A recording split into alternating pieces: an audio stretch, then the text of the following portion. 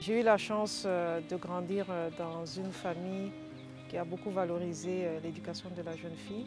Mais je pense que à l'école, évoluer dans un environnement où on a toujours à interagir avec d'autres, ce n'est pas toujours évident parce qu'il faut essayer de s'affirmer et de s'assurer qu'on a confiance en soi-même et qu'on soit traité avec les mêmes égards que les autres, et notamment les autres garçons.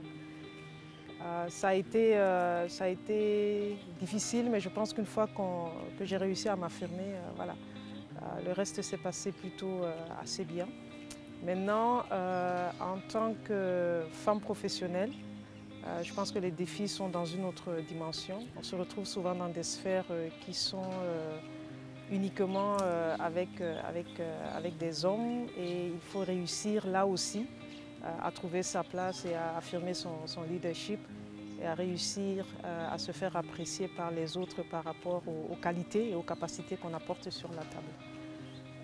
Mais le plus important, c'est qu'à chaque étape, on arrive à surmonter ces défis-là qui nous rend encore beaucoup plus fortes vis-à-vis d'autres défis qui vont encore arriver et qu'il va falloir surmonter.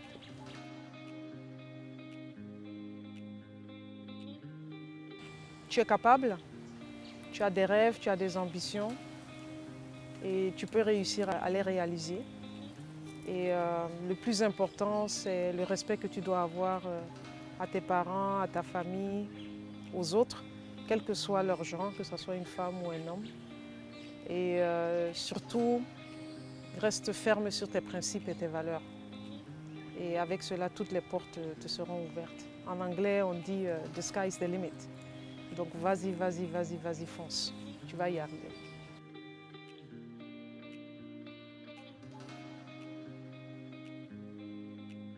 D'abord, il est important effectivement que nous voyions les hommes comme des alliés certes, mais des alliés actifs.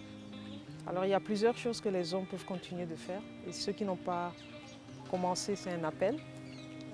Premièrement, c'est s'assurer que leur fille aille à l'école. Non seulement qu'elle aille à l'école, mais qu'elles y restent et les soutenir jusqu'au bout pour qu'elles puissent réaliser leurs rêves. Éviter le mariage précoce, le mariage des petites filles, être des rôles modèles inspirants pour les hommes, mais aussi pour les garçons. Et aux hommes qui sont au niveau institutionnel, qu'il y ait des espaces accordés aux femmes pour qu'elles puissent s'exprimer, pour qu'elles puissent donner leurs opinions et qu'elles puissent contribuer ensemble au développement des sociétés ou même au niveau familial. Et l'autre chose, c'est la lutte contre les violences faites aux filles, aux femmes et basées sur le genre. C'est aussi s'assurer qu'ils soient qu'ils nous soutiennent, qu'ils soutiennent les femmes et qu'ils soutiennent ce combat-là. Alors tout ceci, la réalisation de l'autonomisation de la femme, pour donner un coup d'œil au thème de l'année, c'est l'éducation. Une éducation qui devrait donner l'accès à tout le monde. Nous avons besoin autant de femmes que d'hommes pour développer nos sociétés, surtout ici en Afrique.